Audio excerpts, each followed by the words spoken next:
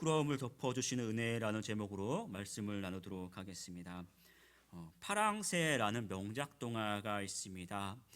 우리가 어렸을 때 한 번씩은 다 들어봤던 이야기입니다. 두 아이가 행복을 주는 파랑새를 찾아 떠납니다. 추억의 나라, 밤의 궁전, 행복의 궁전, 이런 것들을 여러 날 찾아서 다니지만 끝내는 찾지 못하고 고생만 하고 결국은 집으로 돌아오게 됩니다. 그런데 그 파랑새가 어디 있었습니까? 자신의 집 세장 안에 있었습니다. 우리는 파랑새 이야기를 통해서 한 가지 교훈을 얻죠. 행복은 가까이 있다. 그리고 중요한 것이 무엇입니까? 그러면 지금 현재의 삶이 중요하다라는 것이죠. 나의 주변, 나의 현재의 삶에 충실해라라는 결론을 얻을 수 있습니다. 신앙생활도 마찬가지입니다. 우리가 하나님의 은혜를 구합니다. 또 우리 신앙생활 할 때 이왕이면 좀 뜨겁게 하려고 하고, 이왕이면 우리 삶도 좀 풍족해지려고 많은 것들, 행복한 것들, 이런 것들을 뭔가 자꾸 구합니다. 그런데 돌이켜 보면은 사실 우리가 살아가는 모든 것들이 다 하나님의 은혜입니다. 여러분이 가지고 있는 건강, 가족, 또 일할 수 있는 것, 내 주변에 많은 친구들, 평범한 것 같지만 돌아보면 하나하나가 하나님께서 여러분들에게 주신 은혜입니다. 주어진 것 하나하나에 감사할 줄 알고 또 소중히 여기는 사람이 결국은 은혜로운 사람입니다. 반면에 자신에게 주어진 은혜를 모르고 항상 구하기만 하는 사람들, 가만히 보면 결국은 그 삶이 굉장히 삭막하고 또 구하기만 합니다. 모쪼록 모든 것을 은혜로 여기며 살아가는 우리 성도들이 되기를 축복합니다. 룻이 유대 땅으로 와서 먹고 살기 위해 그 시어머니께 이런 말을 합니다. 1절과 2절 말씀 제가 읽어드리겠습니다. 나오미 남편 엘리멜릭이 친족으로 유력한 자가 있으니 그의 이름은 보아스더라. 모압 여인 룻이 나오미에게 이르되 원하건대 내가 밭으로 가서 내가 누구에게 은혜를 입으면 그를 따라서 이삭을 줍겠나이다 하니 나오미가 그에게 이르되 내 따라 갈지어다 하매. 아멘.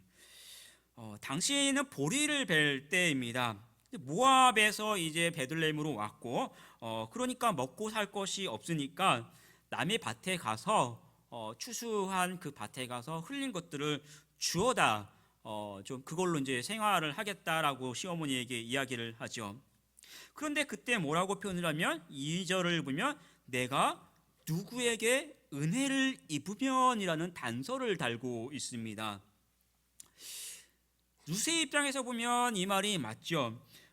자기 땅이 아닙니다. 자기 땅도 아니고 자기가 심은 것도 없고 농사한 것도 없고, 그러니까 남이 밭에 가서 흘린 것을 해서 주워 먹으려면 그 사람의 허락을 받아야 하고, 또 그냥 조심히 이제 죽는다 하더라도 한편으로 보면 굉장히 싫어할 수도 있습니다. 그러니까 더군다나 이 여인은 같은 유대인도 아니고 굉장히 싫어하는 이방인들 중에서도 싫어하는 모압 여인이죠. 그러니까 룻의 입장에서는 그 주워 먹는 것조차도 누구에게 은혜를 입으면이라는 단서를 달 수밖에 없습니다.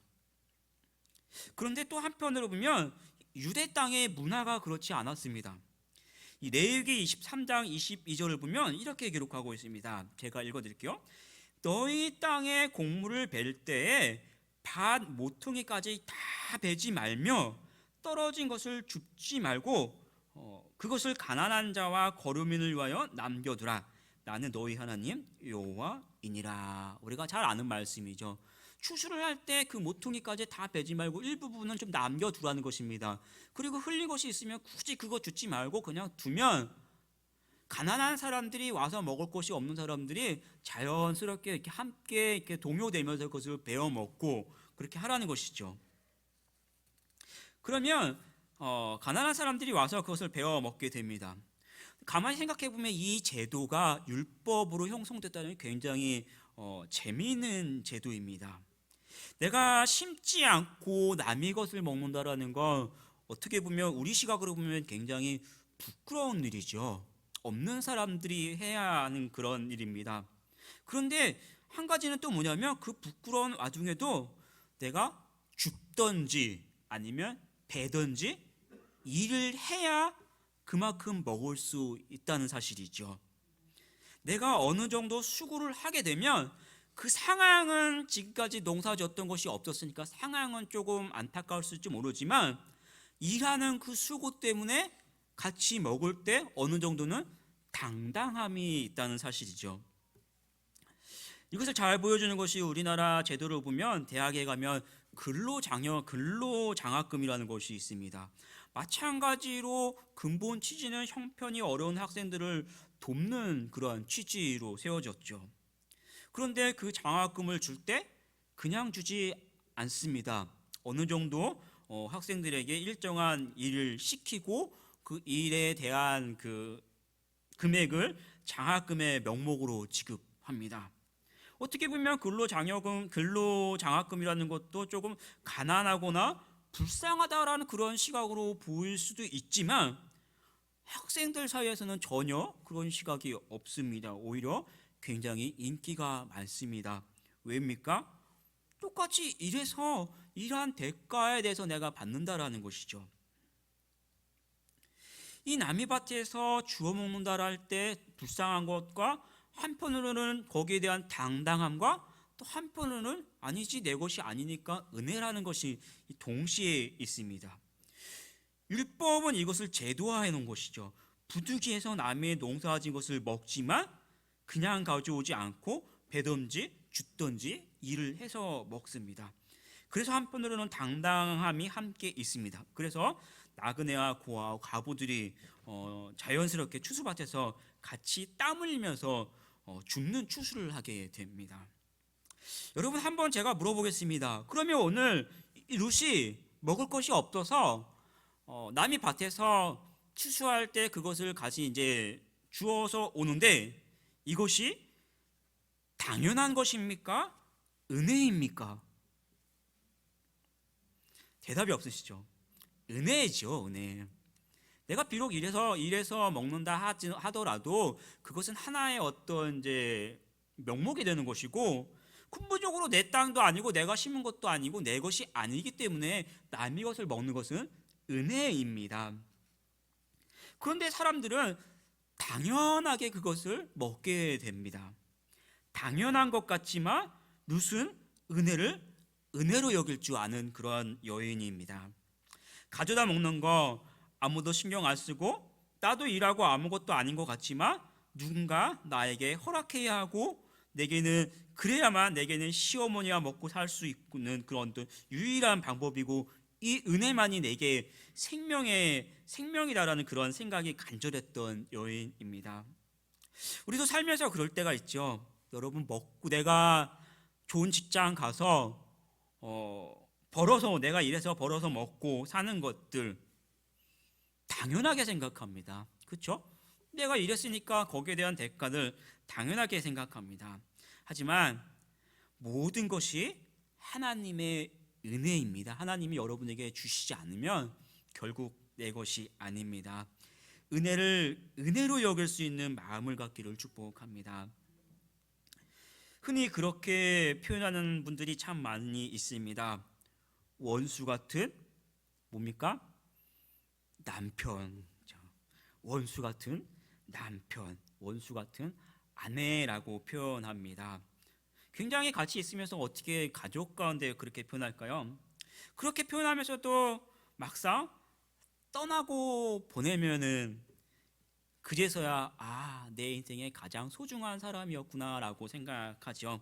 그러나 그때는 이미 다시 볼 수 없는 상황에 처합니다.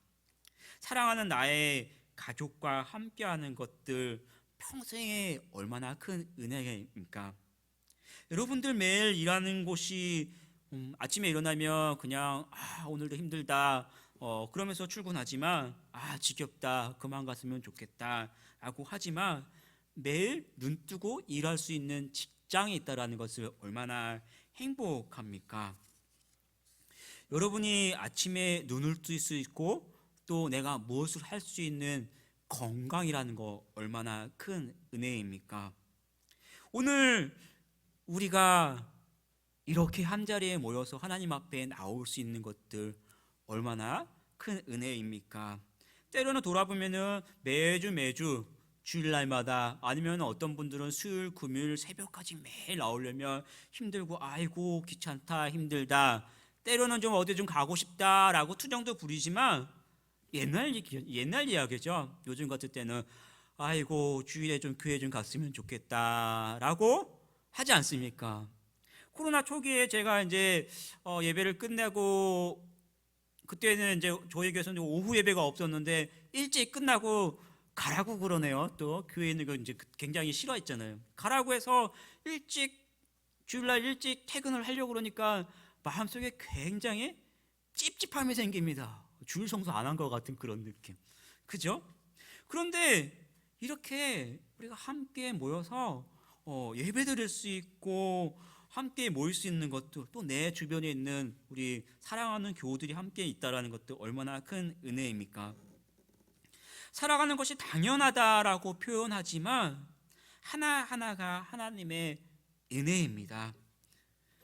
이 코로나 시대를 경험하면서 우리가 우리 주변에 하나하나 소중하다라는 거 얼마나 잘 깨닫고 있습니까? 그러면 어떻게 해야 합니까? 흔히 그런 말을 합니다. 있을 때 잘해라. 많이 표현하시죠? 그런데 조금 바꿔서 보면 또 이런 것이죠. 감사할 수 있을 때 감사할 줄 알고, 또 받은 은혜를 소중히 여길 수 있는 우리 성도들이 되기를 축복합니다. 그것이 은혜를 누릴 수 있는 비결입니다. 오래전에 아일랜드 스웨이엄이라는 동네에 90세가 넘는 미스 에마라는 그 한 사람이 살았는데요. 이 여인이 굉장히 그 큰 부자였습니다. 이 여인이 죽을 때 남겼던 재산 중에 일부가 한 50만 달러, 이제 제가 한번 계산해 봤는데 한 6억 정도가 이제 있었는데, 아이러니하게 6억 정도면 우리나라에서도 뭐 좀 어느 정도 사는 춘이죠. 그런데 나중에 이 여인이 죽고 가서 살펴봤는데 어떻게 죽었냐면 굶어 죽었습니다. 죽은 후에 그 집을 살펴봤는데 27만 5천 달러, 한 3억 정도가 현금으로 집에 있었습니다. 그리고 한 20만 달러 이상은 은행에 예치가 돼 있었습니다. 그런데 그 집을 살펴보니까 주로 무엇을 먹었냐면, 당시 그 계산으로 한 15센트, 한 300원, 400원 정도 되는 핫도그로 매일매일 밥을 때웠다고 합니다. 그리고 그곳에 보면 그 핫도그 나무 있죠? 나무하고 박스하고 포장지, 그 용도가 뭐냐면은 그거 핫도그 먹고 그것으로 불 떼서 살아갔던 것이죠. 난로 불. 참 어이없는 죽음입니다. 그 여인이 가지고 있었던 그 돈들만 활용해도 얼마나 잘 살 수 있습니까? 주어진 것을 풍족히 누릴 수 못하는 사람이 얼마나 불쌍하다라는 것. 한편으로는 나에게 주어진 것이 있다면 주어진 것을 잘 누릴 수 있는 것도 은혜입니다. 많은 돈을 풍족히 쓸 수 있는 것처럼 하나님이 여러분에게 베풀어 주신 그 은혜들을 누릴 줄 아는 우리 성도들이 되기를 축복합니다. 한 두 가지 정도가 있는데, 첫 번째 은혜 중에 한 가지는 뭐냐면, 정말로 내가 아무것도 한 것이 없는데, 하나님께서 무조건 100% 부어주시는 그런 은혜가 있습니다. 흔히 말하는 거저받는 선물이라는 것이죠. 그 중에 제일 대표적인 것이 구원의 은혜, 이런 것들이 있죠. 우리 자신이 구원 얻을 만한 조건이 아무것도 없습니다. 오직 예수님이 하나님의 모든 말씀에 순종하시고 십자가를 지심으로 구원을 이루셨습니다. 우리는 하나님이 하신 그 모든 것에 뭐만 하나 가지고 갑니까? 천국에 갈 때 믿음만 하나 가지고 가면 천국에 들어갈 수 있습니다. 전적인 하나님의 은혜죠. 이런 전적으로 주시는 그 은혜 가운데 그 은혜를 누릴 수 있는 길은 딱 한 가지입니다. 오직 감사와 찬송으로 하나님 앞에 영광 돌려주는 것이죠. 여러분이 오늘 여러분의 삶을 돌아보면서 정말로 내가 아무것도 한 것이 없다, 하나님께서 나에게 주신 것이다 라는 그 은혜 앞에서는 늘 그것을 감사하고 자랑하고 찬양하는 우리 성도들이 되기를 축복합니다. 그러나 대부분의 많은 그 은혜의 방식 중에 한 가지는 하나님께서 우리에게 좋은 일터를 주시고 좋은 사람을 만나게 하시고 좋은 기회를 주는, 특별한 기회를 주셔서 그것들을 붙잡을 수 있는 방식으로 우리에게 다가옵니다. 그러면 우리는 그 기회에 대해서 성실히 임하고 잘 관리하고 수고해서 그 은혜를 누릴 수 있어야 합니다. 오늘 룻을 한번 생각해 보겠습니다. 보아스와 그의 일꾼들을 만났고요, 거기에서 곡식을 주울 수 있도록 허락을 받았습니다. 그리고 룻은 쉬지 않고 일해서 먹고 살았고 시어머니를 모시고 은혜를 누렸습니다. 2장 2절 말씀을 보면 2절과 3절 말씀을 같이 한번 읽어볼까요? 2절 3절 시작. 모압 여인 룻이 나오미에게 이르되 오나건대 내가 밭으로 가서 내가 누구에게 은혜를 입으면 그를 따라서 이삭을 줍겠나이다 하니 나오미가 그에게 이르되 내 따라 갈지어다 하매 룻이 가서 베는 자를 따라서 밭에서 이삭을 줍는데, 룻은 누군가의 은혜를 입으며 뭐라고 합니까? 따라가서 밭에서 이삭을 줍겠다라고 표현합니다. 이삭을 줍는 것은 무엇을 말합니까? 일하겠다라는 것이죠. 일하겠다. 하나님이 누군가의 은혜를 받았다, 이것은 이삭을 주울 수 있는 허락을 받았다, 기회를 누렸으면 그 기회를 부여잡고 열심히 일하겠다라는 표현입니다. 남들 뒤에서 부끄러움을 감당해야 합니다. 2장 7절 말씀 보면 이렇게 표현합니다.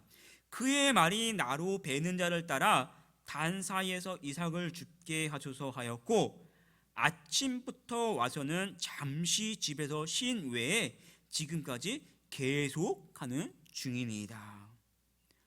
아침부터 와서 잠시 쉬고 계속 일했다는, 좀 쉬지도 않고 거드름 피지 않았습니다. 성실했다라는 사실이죠. 다시 말하면 오늘 여러분에게 주어진 직장, 가족, 건강, 신앙생활 하나하나가 은혜이고 그 주어진 그 은혜에 매사에 소중히 여기고 성실해야 합니다. 그럴 때 그 가치를 더 풍족히 우리가 누릴 수 있습니다. 특별히 저는 이 말씀을 보면서 이 만남의 은혜라는 것을 한번 생각해 보려고 합니다. 만남의 은혜를 소중히 여기는 우리 성도들이 되길 축복합니다. 이 룻기 1장이 선택이라는 것을 주제로 삼고 있습니다. 이 잘못된 선택으로 인해서 한 가정이 멸망하게 되죠. 그러면 2장에서는 2장의 핵심은 결국 이 만남을 통해서 이 2장이 이루어지고 있는데요. 세리 삭케오 같은 경우는 뽕나무에서 예수님을 만났고, 또 남편을 5이나 두었던 사마리아 여인 같은 경우도 누굴 만납니까? 예수님을 만남으로 인해서 그의 인생이 변하게 됩니다. 사도 바울 같은 경우는 바나바를 만나서 전도자의 삶을 살게 되고, 오늘 룻은 보아스를 만남으로 회복의 은혜를 경험하게 됩니다.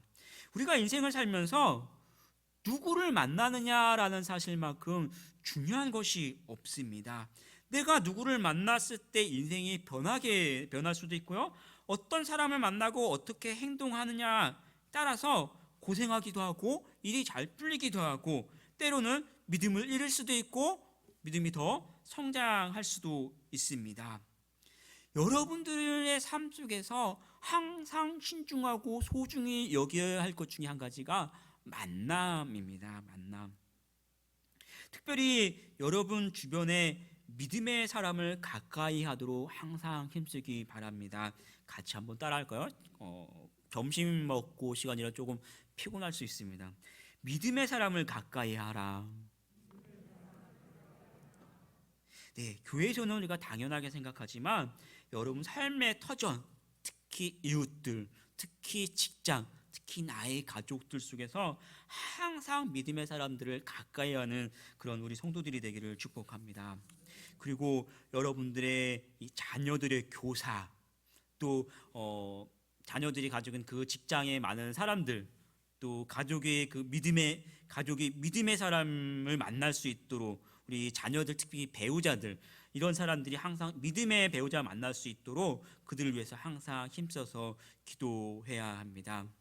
제가 고등학교 3년 동안 그 저희 단짝이 짝꿍이 있었는데, 이 짝꿍 굉장히 친했는데 한 가지 특징이, 저는 독실한 기독교 신자였고 이 친구는 독실한 불교 신자였습니다. 하루에도 몇 번씩 종교 얘기를 하는데 3년 동안 이 타협이 된 적이 한 번도 없었습니다. 밥을 먹을 땐 기도를 했고, 그 친구도 나름대로 또 저를 구정하고 있었고, 이기지도 못하고 지지도 못하고 타협도 안 되고 한 3년을 그렇게 갔는데, 재밌는 거는 대학교를 갈 때 저는 조금 복수 지원을 했는데 지원을 하지 않았고 그냥 한 해 떨어졌는데요. 이 친구가 먼저 붙었는데 제가 백석대학교를 갔는데 그 친구가 한 해 먼저 백석 그 외대를 입학하게 됐습니다. 그 사실을 듣고 제가 막 웃었습니다. 왜냐하면 백석대학교는 그 기독교 미션이어서 일주일에 한두 번은 꼭 체풀을 드리거든요. 3년 동안 제가 이긴 적은 없지만 3년 동안 그 친구를 위해서 전도를 하려고 기도를 했는데 3년 동안 안 됐지만 대학교 가는 순간에 그 친구가 결국은 하나님 앞에 이 눈을 감고 고개를 숙이게 되잖아요. 그러니까 어떤 사람을 만나느냐에 따라서 결국은 인생이 바뀔 수도 있고 신앙을 가질 수도 있습니다. 특히 여러분의 자녀들과 여러분의 이웃들을 위해서 항상 내 주변에 많은 이 믿음의 사람들을 가질 수 있도록 또 그들을 축복해주고 항상 기도해주는 우리 성도들이 되기를 축복합니다. 그리고 오늘 여러분이 만나는 사람을 위해서 매일매일 기도하기 바랍니다. 오늘 우리가 그런 찬양을 하죠. 예전에 많이 불렀던 찬양 중에 한 가지가 오늘 집을 나서기 전 기도했나요? 가사가 나오죠. 오늘 집을 나서기 전 기도했나요? 오늘 받을 은총을 위해 호소했나요? 기도는 우리의 안식, 빛으로 인도하니 앞길 캄캄할 때 기도 잊지 마세요 하는 것처럼, 여러분 매일매일 하루의 삶과 일과, 그리고 그 전에 더 중요한 것들, 여러분의 만나는 사람을 위해서 매일 기도하는 우리 성도들이 되기를 축복합니다. 많은 기회들이 이런 만남을 통해서 나에게 찾아오고 여러분들에게 찾아오고, 특히 믿음의 사람들이 내게 믿음의 선택을 할 수 있도록 도와주고 나를 지켜주는 사람들입니다. 그들을 통해서 또 우리는 하나님의 은혜를 더 깊이 누릴 수 있습니다. 루시 보아스를 만나듯이 은혜의 통로, 또 복의 통로가 되는 사람들을 만나게 하여 주시옵소서 하고 기도하고, 그 만남을 소중히 여기는 우리 성도들이 되기를 축복합니다. 루시 보아스를 만났을 때 보아스가 루스의 소식을 듣고 그에게 축복의 말을 합니다. 11절에서 13절 말씀을 우리 같이 한번 읽어보도록 하겠습니다. 11절에서 13절. 보아스가 그에게 대답하여 이르되 내 남편이 죽은 후로 내가 시어머니에게 행한 모든 것과 내 부모와 고국을 떠나 전에 알지 못하던 백성에게로 온 일이 내게 분명히 알려졌느니라. 여호와께서 내가 행한 일에 보답하시기를 원하며 이스라엘의 하나님 여호와께서 그의 날개 아래에 보호를 받으며 온 내게 주시기를 원하노라 하는지라. 루시에 이르되 내 주여 내가 당신께 은혜 입기를 원하나이다. 나는 당신의 하녀 중에 하나와도 같지 못하오나 당신이 이 하녀를 위로하시고 마음을 기쁘게 하는 말씀을 하셨나이다 하니라. 아멘.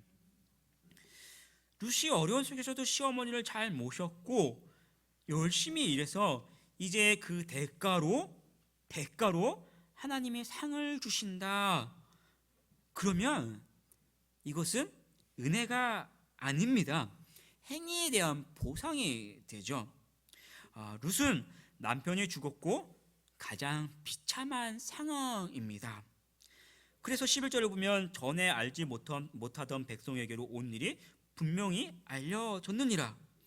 모압 여인이 유대 땅에 와서 그것도 그냥 온 것이 아니라 우리 동족 나오미를 저렇게 정성껏 섬겼다라는 그 소식이 이제 보아스에게도 들려진 것입니다. 그리고 그 12절에 보면 여호와께서 그의 날개 아래에 보호를 받으러 온 내게 온전한 상 주시기를 원하노라. 내가 하나님의 보호를 받으러 왔으면 하나님께서 네가 이방 여인이고 내가 정말 불쌍한 사람이지만 하나님이 너를 보호해 주실 것이야 하고 축복해 줍니다. 그리고 이제 본문 외 3장을 보면 아주 로맨틱한 장면이 연출됩니다. 롯이 곡식단에서 발집을 넣고 보아스를 기다립니다. 보아스와 동침을 하기 위해서 옷을 벗고 이제 겉옷이죠. 코트 같은 걸로 살짝 가린 상태로 그를 기다리고 있습니다. 그러면 어떨까요? 굉장히 부끄럽고 수치스럽습니다. 아직 결혼하지 않았고 정상적인 관계가 아니지만 그 은혜 때문에 그렇고 굉장히 수치스럽죠. 그래서 보아스에게 말합니다. 당신의 옷으로 나를 덮어주세요.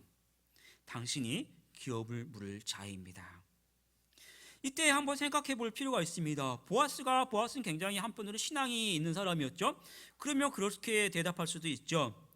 뭐 가난한 사람이 이렇게 염치도 없어, 이렇게 대답할 수도 있죠. 아니면 누굴 유혹해 라고 뿌리칠 수도 있습니다. 그런데 그렇게 하지 않았습니다. 요청대로 옷자락을 펴서 여인의 수치를 덮어줍니다. 여기서 날개 아래 보호받는 것과 옷자락으로 덮어준다라는 것이 같은 단어를 사용하고 있습니다. 여인이 단순히 동침을 위해서 아무것도 입지 못한 그 상태를 보면 굉장히 수치심, 그러나 그보다도 지금까지 인생의 실패와 아무것도 가진 것이 없고 그대로 연약함 가운데 노출된 그 상태가 벌거벗은 그러한 모습을 통해서 보여주고 있죠. 그때 덮어달라고 할 때 보아스가 옷자락으로 덮어줌으로 인해서 지금까지 실패한 것과 또 부끄러움과 수치를 덮어주고 결국은 그 후사를 잇고 메시아의 조상의 반열에 오르게 됩니다. 이것이 바로 부끄러움을 덮어주는 은혜입니다. 남편도 없고 자녀도 없고 아무도 보호해줄 사람도 없고 그냥 비천하고 가난한 사람일 뿐입니다. 이런 사람은 착취당하고 결국은 아무것도 없어서 살아남기 위해서 남의 종으로 끌려가게 됩니다. 더욱이 그는 이방 모압 여인입니다. 그러나 하나님의 보호를 원해서 하나님 앞에 나왔을 때 그가 누구이든 어떤 상황에 처했든 하나님은 분명 그를 돌봐주십니다. 세상을 살면서 하나님을 떠난 사람도 있고 또 모르는 사람도 있고 괴롭고 다 망가지고 아무것도 가진 것이 없는 사람도 있습니다.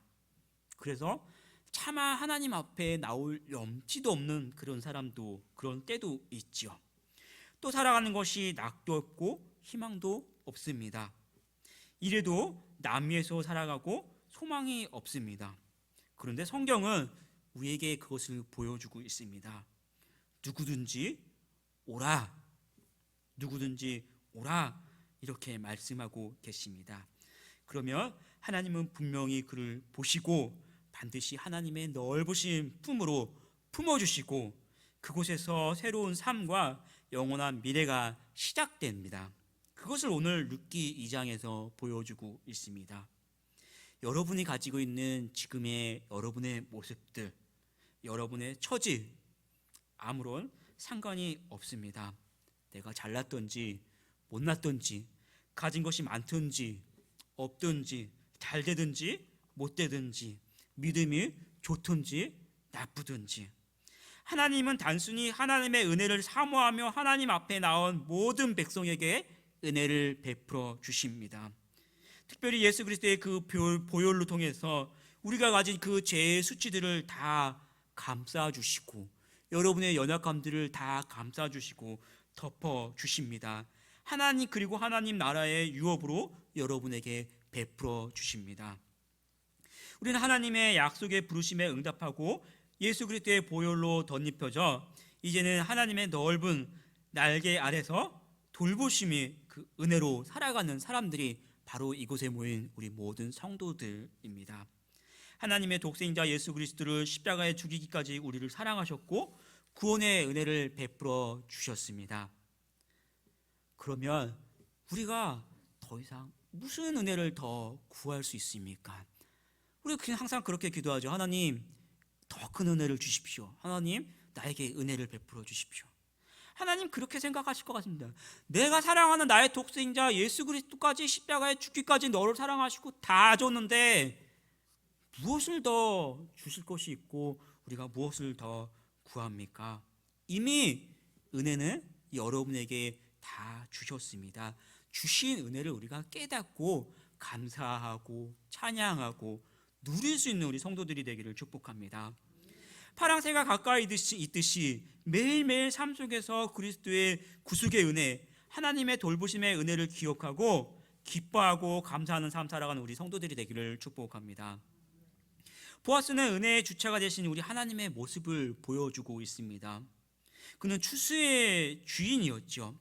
그는 많은 재산과 종들을 거느리고 있었고 그러면서도 가난한 사람들을 돕고 자비를 구하는 자에게 은혜를 베풀어 주었습니다. 바로 온 세상의 주인 되시고 모든 권능이 있으시면서도 하나님의 도우심을 구하는 우리에게 은혜를 베푸시는 은혜의 하나님을 상징하고 있습니다. 그리고 참된 안식의 공급자됨을 또 보여주고 있습니다. 9절을 보면 9절을 다시 한번 읽어볼까요? 9절 시작. 그들이 베는 밭을 보고 그들을 따르라. 내가 그 소년들에게 명령하여 너를 건드리지 말라 하였느니라.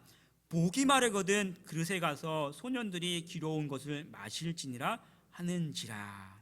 14절 말씀 같이 한번 읽어보겠습니다.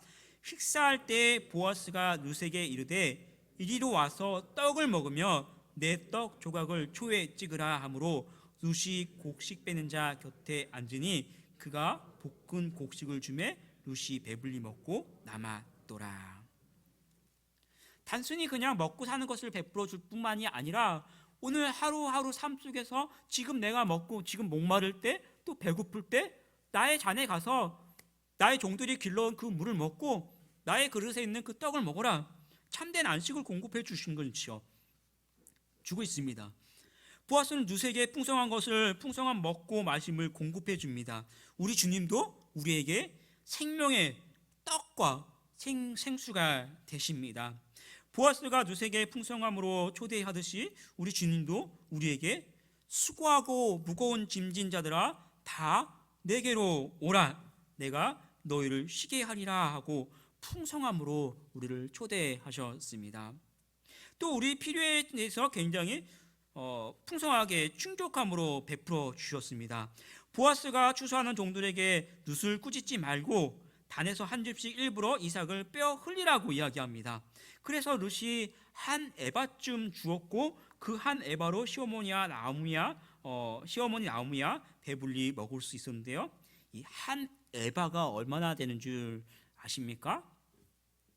이 당시 계량 단위를 보면은 에바가 아니라 한 오벨이라는 말이 있습니다. 오벨은 이 보리 한 묶음 정도를 이야기합니다.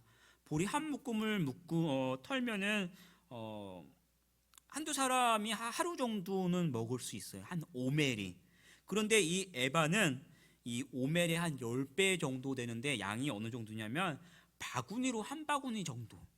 그러면 둘이 뭐 하루 먹고도 9배는 더 남게 되죠. 그러면 그 9배로 가지고 무엇을 할 수 있을까요? 먹고 남는 것은 팔아서 생활할 수 있습니다. 그만큼 그냥 먹고 사는 것만 채워준 것이 아니라 다른 삶까지 다 이 보아스가 뒤에서 챙겨준 것이죠. 우리 하나님도 우리에게 은혜 베푸시되 풍족히 베푸시는 하나님입니다. 그냥 조금 주신 것이 아니라 먹고 살 만큼 주는 것이 아니라 풍족히 베풀어 주시는 하나님이십니다. 누가복음 6장 38절 말씀 보면 이렇게 기록하고 있습니다. 같이 한번 읽어보겠습니다. 주라 그리하면 너에게 줄 것이니 곧 후이되어 누르고 흔들어 넘치도록 하여 너희에게 안겨주리라. 너희가 헤아리는 그 헤아림으로 너희도 헤아림을 도로 받을 것이니라. 어떻게요? 후이되어 누르고 흔들어 넘치도록 주신다라고 말씀하고 있습니다. 그건 사람의 심리는 아니죠. 제가 과자를 좋아하는데 과자를 사러 가면은 이만한 과자에 그냥 빡 뜯으면 뭐가 납니까? 과자는 요만큼밖에 없잖아요. 사람의 심리는 아주 속여서 포장 많이 해서 이왕이면 조금밖에 안 주려고 하는 것이 사람의 심리입니다. 그런데 우리 하나님은 그게 아니에요. 그대 주시되 넘치도록, 흔들고 넘치도록. 우리가 이 말씀은 이제 곡식을 살 때 퍼주는 것이죠. 남을 속이는 그런 저울이 아니라 남에게 아주 너무 주고 싶은 그런 마음으로 곡식을 살 때 막 퍼줍니다. 막 퍼주고 나서 보니까 더 이상 들어갈 것이 없으니까 대박을 막 흔들어요. 그러면 어때요? 조금 더 들어갈 곳이 있습니다. 막 더 꽉꽉 채워주고 들어갈 게 없어? 막 꽉 눌러서 하나라도 더 주는 거예요. 그것이 바로 살아계신 하나님, 은혜의 하나님께서 여러분을 향하신 하나님의 그 사랑의 마음, 은혜의 마음입니다. 하나라도 더 주고 싶고 하나라도 더 베풀어 주시고 싶은 것이 하나님의 마음입니다. 그 하나님의 은혜의 마음을 알고 그 은혜를 여러분이 누리기를 축복합니다. 마태복음 7장 8절에 보면 이렇게 표현합니다.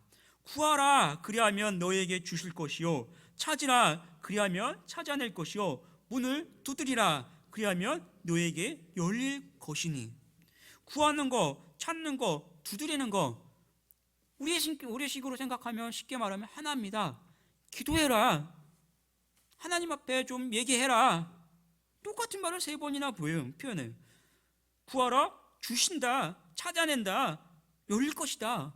기도하면 응답받는다. 기도하면 응답받는다. 구하라. 이 말을 계속해서 반복하고 있는 것입니다. 하나님께 구하면 주신다는 말씀입니다. 빌립보서 4장 6절 7절 말씀을 같이 한번 읽어보겠습니다. 아무것도 염려하지 말고 다만 모든 일에 기도와 간구로 너희 구할 것을 감사함으로 하나님께 아뢰라.